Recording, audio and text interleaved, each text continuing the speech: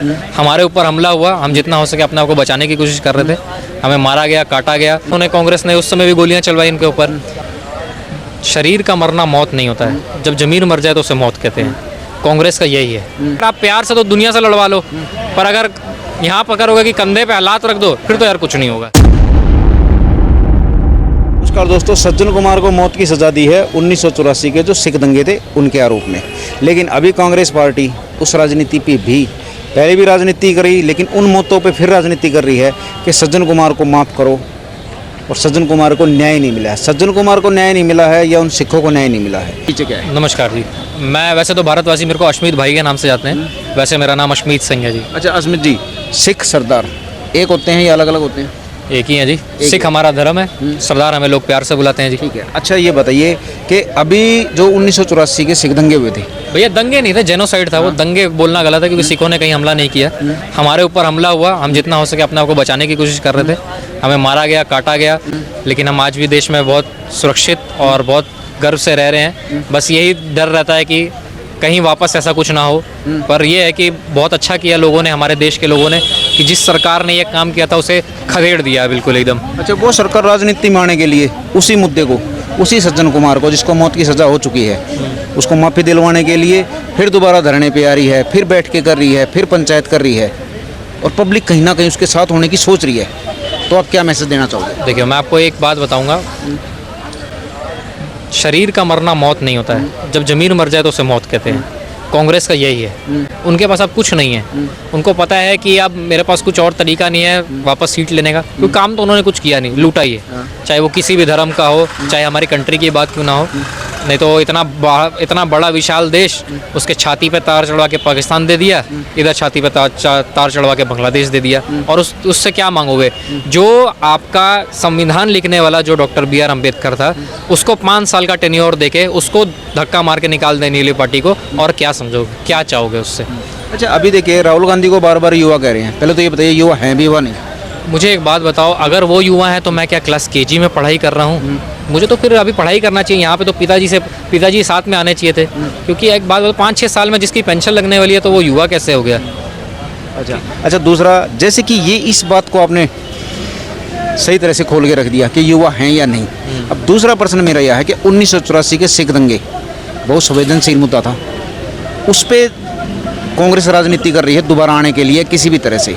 जो सज्जन कुमार के लिए माफ़ी मांग रहे हैं, तो कहीं ना कहीं सिखों के जो जख्म हैं उनमें शायद कांग्रेस का काम ही यही है, शुरू से यही करते हैं कि अगर जहाँ आप देखोगे, सिखों के साथ ही क्यों, हिंदुओं के साथ भी ऐसा ही हुआ है। जब हिंदुओं ने राम मंदिर की बात की, तब तक उनके ऊपर वो किया गया है वार कहीं ना कहीं तरीके से। या वहाँ पर जो उस चीज़ का वो कर रहे थे, क्या कहते हैं उसको, विरोध, कि ये बंजर ज़मीन क्यों है, यहाँ टेंट में हमारे रामलला क्यों रहेंगे, उसका भी उन्होंने, कांग्रेस ने उस समय भी गोलियां चलवाई इनके ऊपर। हमारे ऊपर अगर आप देखो, चलो आपकी 2 ताकतों की लड़ाई थी। आपको हरमंदिर साहब में एक संत बैठे हुए थे, उनसे आपको कोई दिक्कत थी कि एक म्यान में 2 तलवार नहीं रह सकती, कोई बात नहीं। यहाँ पर एक आपको पता होगा, दिल्ली में विधवा कॉलोनी है, उस पंजाबी विधवा कॉलोनी है जी, उस कॉलोनी के लोगों का क्या दिक्कत था, क्या बिगाड़ा था कांग्रेस का उन्होंने? उस कॉलोनी के लोगों ने क्या देशद्रोह कुछ किया था? उन्होंने तो कुछ किया ही नहीं, है ना। जिन्होंने किया, ठीक है, उनके साथ तुम्हारी लड़ाई थी, तो आम लोगों को क्यों बोला? और दूसरी बात एक और बता देता हूँ, जिसके लिए इन्होंने लड़ाई करने की कोशिश की कि हाँ भाई, इन्होंने जैसे संत जरनैल सिंह भिंडरावाले के बारे में ये कहते हैं कि ये टेररिस्ट थे, घोषित क्यों नहीं किया? आज भी उनको टेररिस्ट घोषित नहीं है। वो कहीं RTI डाल ले, यहाँ कोई भी बैठा हो, उनको वो नहीं बोला जाता है। उनको बोला, भिंडरावाले को तो एक टाइम पे कांग्रेस ने समर्थन लिया था। कांग्रेस ने समर्थन इसलिए लिया था कि पंजाब में सरकार बना सके, जरूरत थी उनको कि पंजाब में सरकार बना सके। पर उनको उसके बाद उन्होंने बदनाम कर दिया, क्योंकि उनको पता था कि जो ज़मीर वाला आदमी होता है वो पैसों में बिकता नहीं। बस उनको वो चीज़ पची नहीं कि लोग जहाँ, अगर आप राजस्थान बॉर्डर की बात करोगे, पंजाब, हरियाणा, गुजरात के कुछ साइड के लोग, उन्होंने पुलिस प्रशासन के पास जाना बंद कर दिया था और संत जी के पास जाना शुरू कर दिया था छोटे मोटे मुद्दों के लिए, कि यहाँ मेरी सुनवाई होगी, वहाँ नहीं हो रही, क्योंकि वहाँ करप्शन इतना था।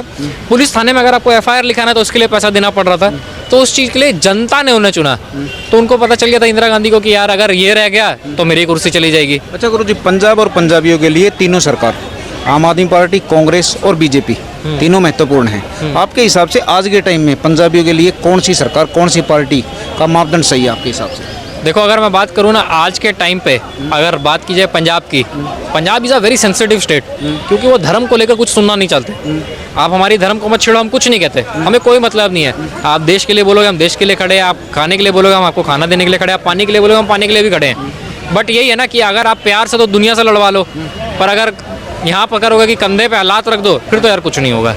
अभी के टाइम पे देखा जाए तो अगर आम आदमी पार्टी ने तो निराश ही किया बिल्कुल ही, थोड़ा बहुत जो बिजली का काम था उनका वो किया, पर उसके लिए कारण पंजाब की जो इकॉनमी थी वो डेफिसिट में चली गई, तो नुकसान हो गया वो। कांग्रेस दुश्मनी निकाल रही है। कांग्रेस तो करे, कांग्रेस देखो जिस पार्टी की शुरुआत ही ऐसे है, दोगलेपन से, मार काट से, खून बहा के, कांग्रेस की शुरुआत कैसे हुई? वैसे पहले मुस्लिम लीग को अलग कर दिया, मुस्लिम लीग को पावर दी कि तुम मुसलमान माइनॉरिटी है उसको आगे बढ़ाओ, तो उन्होंने क्या करवा दिया, पाकिस्तान बनवा दिया। उसके बाद यहाँ देखा जाए कि आप बांग्ला हो, बांग्ला क्यों हो, आपका धर्म फॉलो करो, बांग्लादेश बनवा दिया। उसके बाद जो क्या बोलते हैं सबसे अव्वल दावेदार थे प्रधानमंत्री के, उसको छुड़वा के आपने नेहरू जी को बनवा दिया।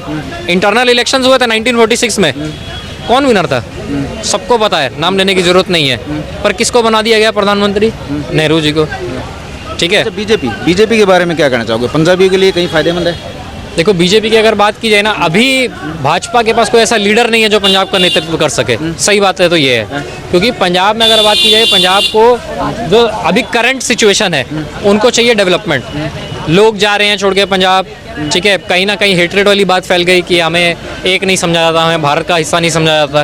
वो कौन फैला, किसने फैलाई? वो कांग्रेस ने। क्योंकि अगर आप शब्द देखो जो खालिस्तान का इस्तेमाल किया जाता है, ठीक है, उसको जो प्रोपोगेट किया गया वो प्रोपोगंडा किसने चलाया? कांग्रेस ने चलाया था।